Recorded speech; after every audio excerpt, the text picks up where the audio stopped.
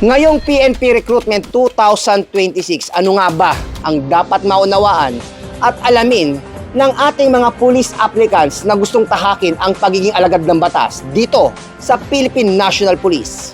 Hindi lang stamina ang pagiging pulis. Ang pagiging pulis kailangan meron kayong alam.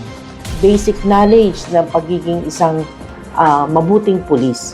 Encourage our applicants to prepare themselves for this incoming recruitment cycle. Wala pong bayad ang pagpasok sa PNP. Ngayon pa lang, dapat ihanda na nila ang kanilang mga dokumento. Mula po dito sa Philippine National Police, Camp Crame. Ako po ang inyong Police News Network Correspondent, Police Chief Master Sergeant Mauricio Bonilla Ruiz, alagad ng batas, tagataguyod ng Balitang Pulis. Police News Network, alagad ng batas, tagapagtaguyod ng Balitang Pulis, sandigan ng mamamayan, patnubay ng katotohanan.